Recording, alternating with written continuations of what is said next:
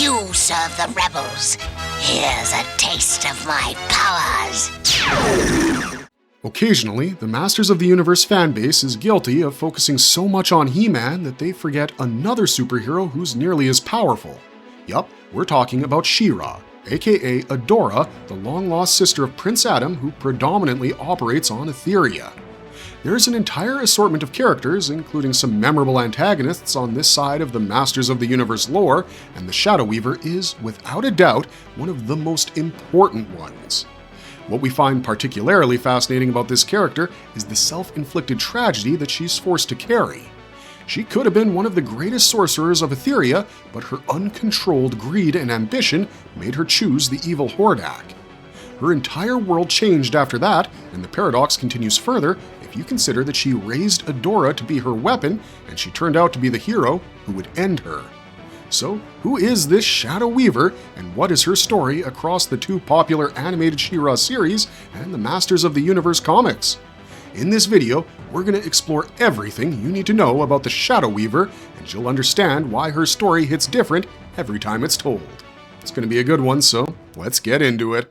My magic will rout these rebels out. Darkness and lightning, turn the tide. She-Ra, Princess of Power. Filmation animated series 1985 to 87. After He-Man became a huge hit following the early 80s animated series, a spin-off was planned by Filmation to create a character who could appeal to younger female audiences. This is the origin of She-Ra, He-Man's female counterpart, who was created for the series She-Ra, Princess of Power. This is the show that introduces Shadow Weaver, but before we get into her backstory, let me give you some quick context. You see, Adora was born on Eternia to Queen Marlena and King Randor. She was kidnapped at birth and taken to Etheria, where she served as a mind-controlled Horde Force captain before her redemption, courtesy of the sorceress and her brother He-Man. The Shadow Weaver's debut comes early on, and then she remains a constant menacing presence across all 93 episodes. She becomes Hordak's second-in-command, and there are several instances where her magical powers help in situations when Hordak's technology alone cannot succeed.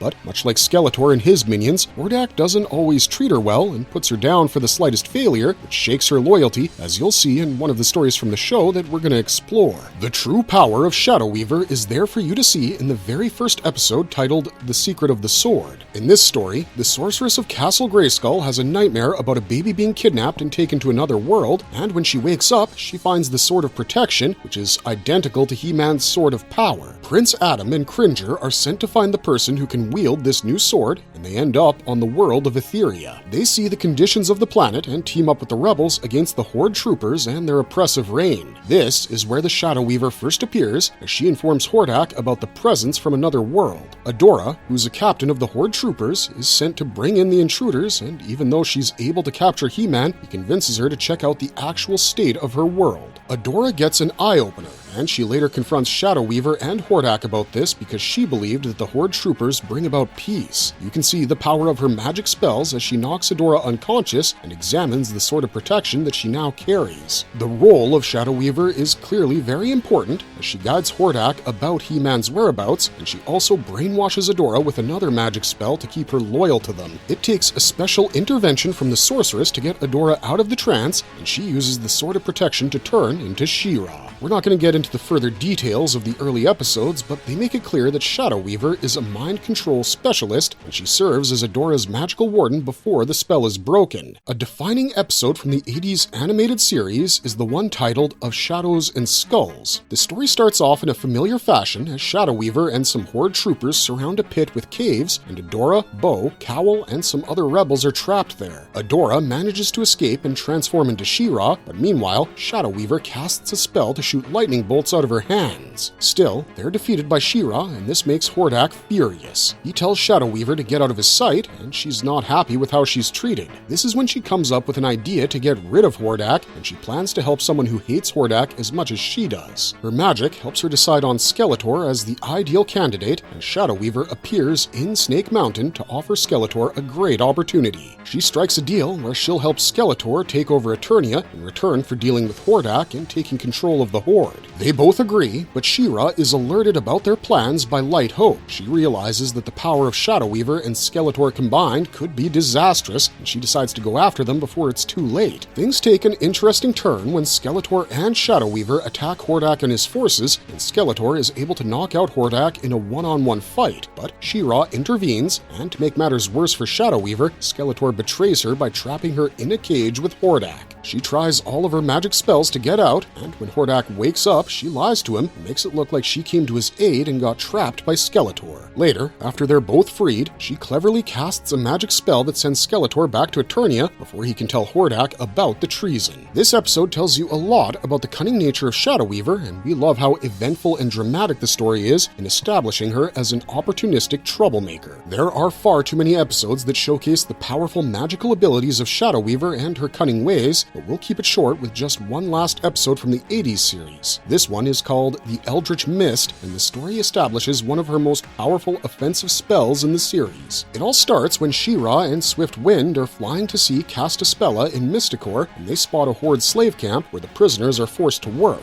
They free the slaves and quickly escape, and Adora continues for Mysticor while Castaspella shows her the image of her brother on Eternia using the Pool of Vision. But Castaspella is smitten by Prince Adam, who can blame her, and she accidentally ends up bringing him to Etheria. There's an adorable romantic moment between the two, but soon, Cowl arrives and informs them that the Horde are planning something sinister near the Whispering Woods. This is where the Shadow Weaver's true potential is unleashed as she conjures a sleeping mist from the Eldritch Book of Spells, preventing them from entering the Whispering Woods. It also traps the rebels inside, and they all fall asleep. Even Light Hope cannot counter the spell without the book, and it's revealed that only an extremely talented magician can reverse the spell. The narrative also hints at a connection between Shadow Weaver and Castaspella, which is later revealed in the action figure bio many years later. Eventually, it's Castaspella who counters her spell with positive magic, and Shadow Weaver is defeated, but not before we learn to respect her magical prowess. She was a regular in the series, but there were some aspects of her origin story that were revealed much later when the action figure was finally released after over 2 decades.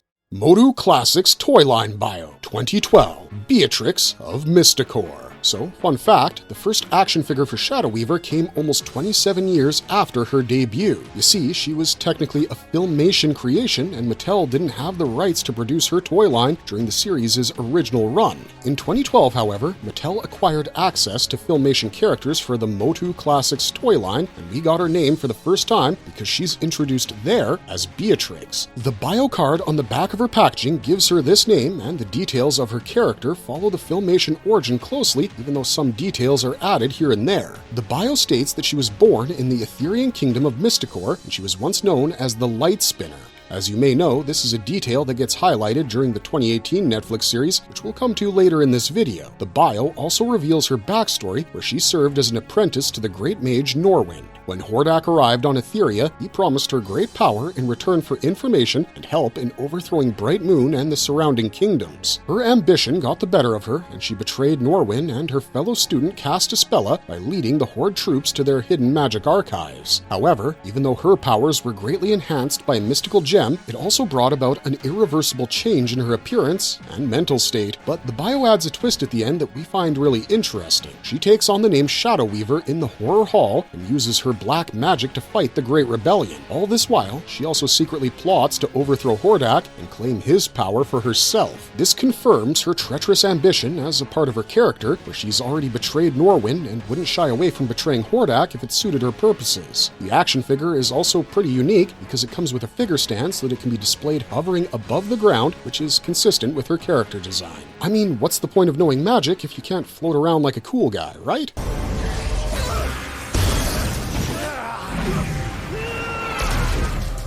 She-Ra and the Princess of Power Netflix series, 2018 to 2020. The 2018 Netflix reboot might have received some mixed reviews, but we really enjoyed this show produced by DreamWorks Animation. Also, as far as Shadow Weaver is concerned, you get the most developed and detailed version of her backstory in this continuity. Here, she's voiced by Lorraine Toussaint, and she is once again a series regular, and her character development is one to remember as she goes from a primary villain to a reluctant rebel to a self-sacrificing redeemed figure bigger. We love the fact that an important character like her gets a lot of screen time across the series, and her backstory is revealed in the Season 2 episode titled Light Spinner. By now, she's been imprisoned in the Fright Zone, and while in her cell, she remembers her past life, including teaching young Prince Micah the fundamentals of sorcery. Back then, she went by the name Light Spinner, and she wanted to use the powerful spell of obtainment to fight the Horde. But the former leader of Mysticor, Norwyn, rejected her idea because the spell was too dangerous and uncontrollable. Later, Shadow Weaver frees her from the Fright Zone, and the flashbacks to her past life continue. This time, we see how she had still used the spell of obtainment, and it went terribly wrong, causing widespread destruction. Even though Norwyn tried to stop her with 2 other sorcerers, Light Spinner was furious and attacked them before transporting herself to the Fright Zone to join the Horde. The elaborate backstory continues, showing us how a baby Adora was brought back by Hordak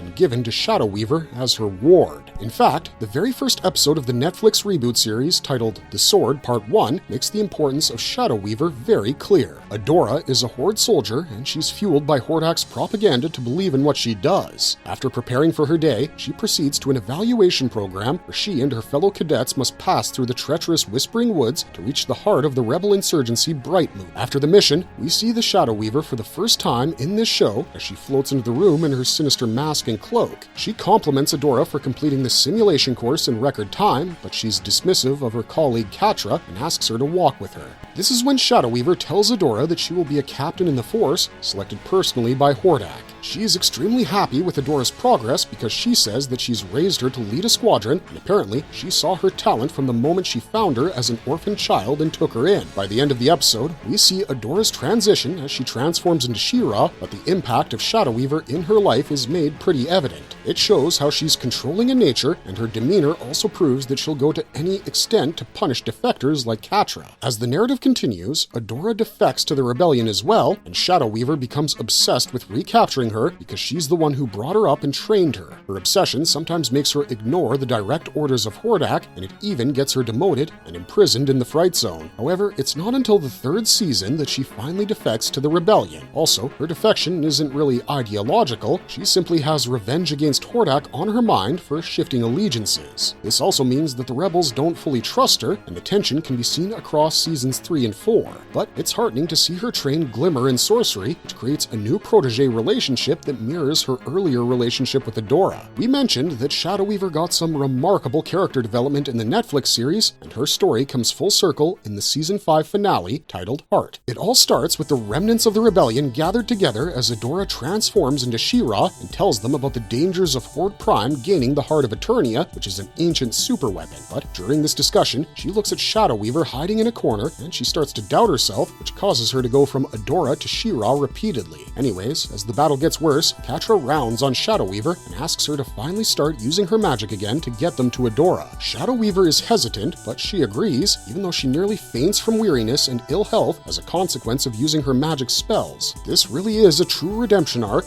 and later, she also guides Adora towards the heart of Etheria to activate the failsafe. When they finally reach the heart, it's a defining moment for the character as she can feel the pulsing magic there. She reaches out to draw it to herself, but the sound of Catra screaming interrupts her as Adora rushes to help. Shadow Weaver hesitates between pursuing the magic or following Adora to help Catra, and she chooses the latter. She unleashes devastating blasts of dark magic to help her out, but Catra refuses to take Adora and run, which prompts the sorceress to blast her back into the tunnel and create a barrier to keep her and Adora out. Catra knows that such an effort might kill Shadow Weaver, but Shadow Weaver insists that Catra must get Adora to the heart to activate the failsafe and free the magic. She tells Catra that she's proud of both Catra and Adora, and she looks at them one last time after raising them as daughters. Finally, she unleashes the last of her magic and explodes in a blast of magic that obliterates her. Adora and Catra mourn her death, and the only thing that remains of her is her shattered mask. There aren't too many instances where primary antagonists like Shadow Weaver turn to their humanitarian side and fight for the good guys, and even sacrifice themselves. This is what we call a proper redemption arc, and the Netflix series works wonders for her overall character arc. We also love the fact that they show her face for the first time during her act of sacrifice, and it almost seems like the whole reason behind her mysterious covered face avatar was the shame that came from her past actions, but now she's finally free.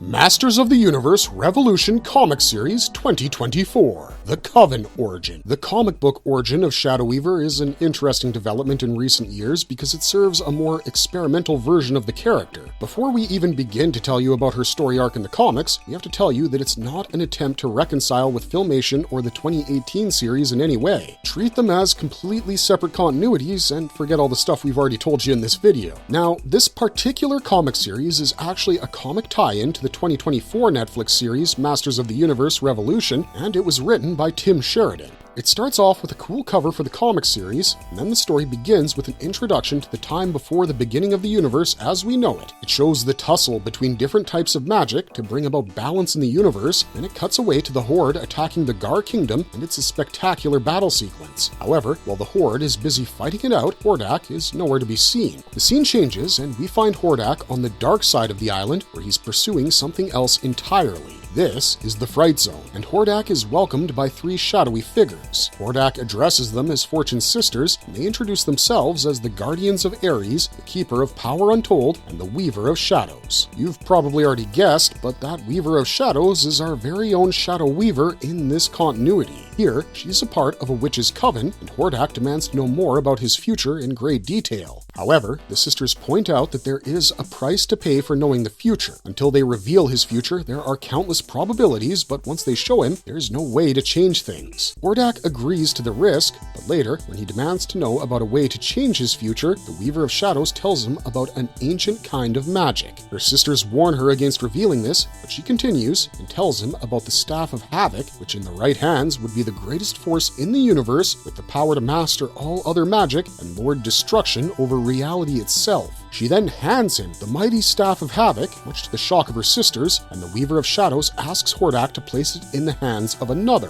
one born in the fires of Havoc who could become the master. Honestly, it's kinda hilarious that even in this completely separate continuity, even here Shadow Weaver betrays those closest to her, which is just so consistent with her general character. As you can imagine, the Havoc Staff given to Hordak is the one that eventually becomes Skeletor's weapon. This creates a material link between Shadow Weaver's betrayal and every scene of Skeletor wielding the Havoc Staff in the franchise. The story also introduces Keldor, who grew up with his mother teaching him magic even though it was forbidden, and he uses this magic to fight the Horde invasion. But eventually, Keldor does join Hordak and becomes a part of the Horde.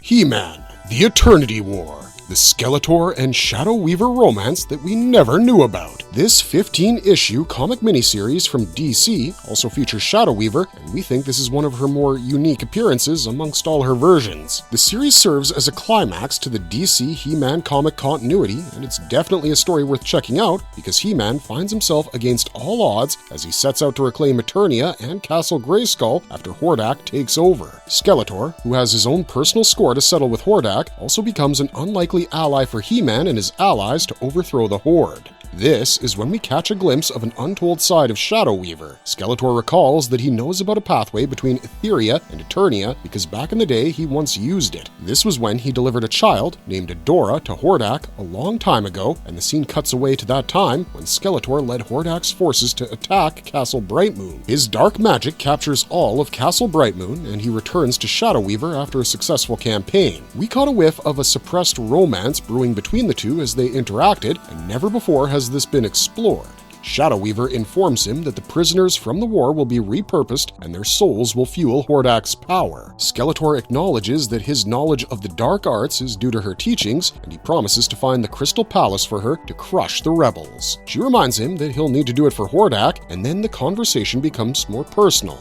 Skeletor says that he's only her servant, but he wishes to be something better than that one day. The biggest revelation comes when he talks about the price Shadow Weaver had to pay Hordak for her powers because he can see through her faceless appearance and understand her pain and loss. She had to give up a lot, including the child she was carrying with her during that time. Now, this is a revelation that's never even been hinted at in any other narrative. Following this, there's an emotional moment between the two as they embrace each other, and Shadow Weaver confesses that she's loved him longer than he would know, and it's a tragedy tragedy that they never got together. Later, when Skeletor openly defied Hordak, Shadow Weaver chose to stay back and doesn't go with him, and while we're not going into the details of the story, we have to admit this is a version of Shadow Weaver that really impressed us. As we revisited all these gripping stories about Shadow Weaver, we started to wonder if the character has been underutilized. I mean, yeah, she had a major role in the Netflix series, which we would say does justice to her character potential, but there were some major crossover opportunities that were missed. Personally, I would have loved to see her in all the diverse He-Man content because she deserves to be a regular in that universe. There's so much depth and range to Shadow Weaver that one could almost be forgiven for thinking that she's a character from a well-written novel or movie, but nevertheless, we hope she gets a longer run in the future of the franchise or any related future projects because Shadow Weaver is just too good to write off. Let us know in the comments below what you think of this complicated character and her presence in the MOTU universe. Also, if you enjoyed this content and want to see more stuff like it, don't forget to hit those like and subscribe buttons because it helps us make more stuff like this in the future. Unfortunately, that's the end of our video, so thanks for watching, stay safe out there, and by the power of Grayskull, we'll see you in the next one.